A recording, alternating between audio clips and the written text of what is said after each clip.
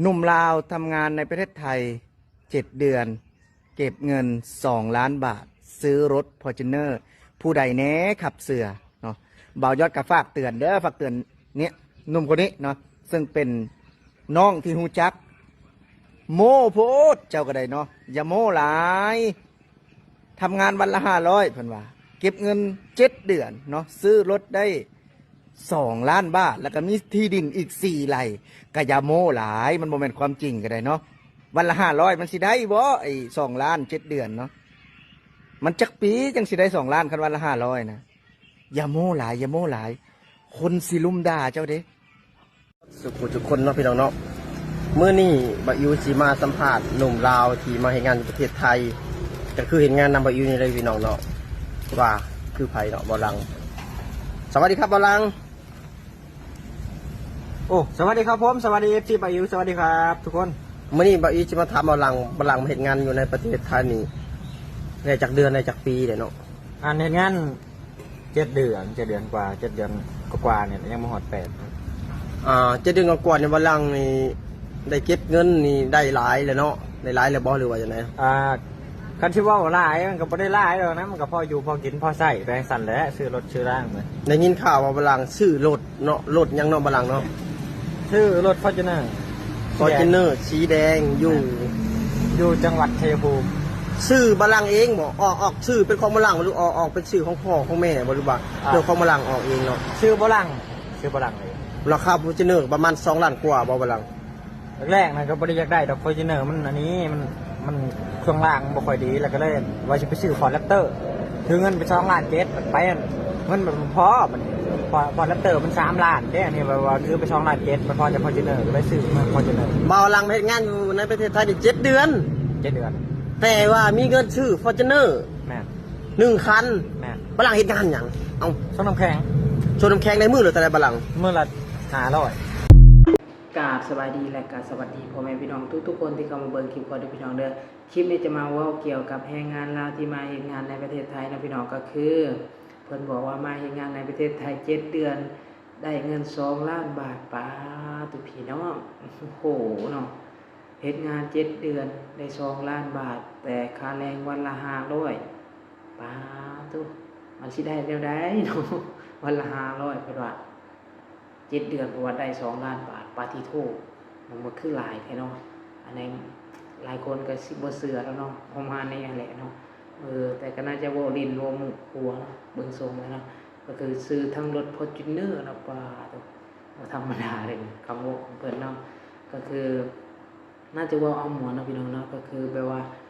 เฮ็ดงาน7 เดือนวันละ500ยังประหยัดที่สุดเนาะหรือว่าบ่กินหยังเลยก็กินอยู่กับนายจ้างและบ่ได้ซื้อหยังเลยเนาะก็คือมันก็จะอยู่ที่100,000 บาทนะพี่น้องเนาะ100,000เนาะ100,000กว่าประมาณนี้เนาะแต่เราบอกว่า2 ล้านบาทอันนี้ก็บ่มีใครเชื่อนะพี่น้องเนาะก็มีคนลาวออกมาเตือนว่าถ้าบอกไปนี้มันสิโดนคนด่าเนาะก็บ่มีใครด่าเนาะพี่น้องนะคิดว่านะก็คือบ่มีใครสิแบบว่าจะเชื่ออะไรเนาะพี่น้องมันเวอร์โคตรเนาะ2 ล้านบาทเอาไป100,000 200,000นี่ว่าไปนะพี่น้องแต่100,000 200,000นี่ก็โอ้หลายคนก็สิถามนะคือว่าได้ดีแท้เฮ็ดงานยังวันเท่าใดโลแล้วเนาะแม่นบ่พี่น้องวันละ500นี่เขาก็บ่เชื่ออีกแล้วเนาะประมาณนี้เนาะพี่น้องเนาะก็คือก็สำหรับตัวเขาแล้วก็เบิ่งแล้วเขาเบิ่งคลิปแล้วเขาคิดว่าน่าจะเว้าลิ้นๆเนาะเว้าลิ้นๆเว้าหัวแต่ก็บางคนเขาก็มาเตือนเนาะบอกว่าห้ามเว้าแบบนี้เนาะเว้าขี้โม้โพดเนาะอีหยังประมาณนี้เนาะก็แล้วแต่นะพี่น้องจะรับข้อยละก็เห็นคลิปแล้วก็คือมีทั้งโซเชียลลาวไปแชร์เนาะบอกว่ามันคือหลายแท้เนาะประมาณนี้เลยเนาะพี่น้องบางคนก็เชื่อบางคนก็บ่เชื่อนะแต่ส่วนหลายนะบ่เชื่อและบางคนก็อาจจะปันให้เราบอกว่าเชื่อนะบางคนก็บอกว่าเฮ็ดงาน2 ปีเก็บเงินยังบ่ได้100,000 บาทเลยยังประมาณนี้เนาะพี่น้องก็คือจะถามว่าถ้าเฮ็ดงานแบบนั้นได้รถซื้อรถ Fortuner นี่ก็โทษบอกอยากสิไปเฮ็ดนำนั่นแหละเนาะพี่น้องเนาะก็คือแบบว่าวันละ500เพราะว่าได้2 ล้านบาท7 เดือนโทษขนาดคนไทยเขาเฮ็ดงานหยังบ่ว่าแต่คนไทยนะพี่น้องขนาดคนที่เขาเฮ็ดงานบริษัทหยังกันเนาะ7 เดือนก็ยังยากแหละอยากได้เงิน เป็น2 ล้านบาทเนี่ยนะพี่น้องบ่ว่าจะจากแรกเนาะเรียนจบสูงเนาะเรียนจบสูงเป็นผู้บริหารอย่างโอ้ได้แท้2 ล้านบาทแต่ว่าคนธรรมดาเนี่ยยากได้2 ล้านบาท7 เดือนเนาะพี่น้องนะถ้าได้2 ล้านบาทโอ้รับรองเราเฮ็ดงานจากปี2 ปีนี่เราเป็นมหาเศรษฐีอยู่ลาวได้เลยเนาะพี่น้องเนาะคิดว่านะก็คือก็น่าจะบอกหมดนะพี่น้องบ่ฮู้สิว่าจังไดเนาะก็คือเบิ่งคลิปแล้วเสือบ่ได้เนาะพี่น้องเนาะก็เจ้าก็น่าจะถ่ายคลิปเล่นเนาะแม่นบ่พี่น้องผู้ใดที่คิดเห็นจังไดก็คอมเมนต์มาเนาะพี่น้องแล้วก็คือสำหรับตัวข้อยก็คิดว่าเว้าลิ้นเว้าหัวเนาะพี่น้องคิดว่าแบบนี้นะประมาณนี้เนาะพี่น้องเนาะก็คือแรงงานลาวที่มาเฮ็ดงานในประเทศไทยก็คือหลายๆคนก็ยังบ่ได้ดอก2 ล้านบาทอันนี้เนาะพี่น้องเนาะถ้าได้2 ล้านบาทเนี่ยโหบางคนก็บอกว่าไปขายยาไปแล้ว ประมาณนี้เนาะพี่น้องแรงงานลาวที่ไปเฮ็ดงานในประเทศไทยนะบางคนนี่โอ้เพื่อสิได้เงินล้านเนี่ยใช้เวลาตั้งหลายปีเป็น10 ปีพุ่นเนาะพี่น้องเนาะคิดว่านะเป็น10 ปีเพื่อสิได้บางคนนี่โอ้บางคนวัยไหนก็5-6 ปีก็อาจจะได้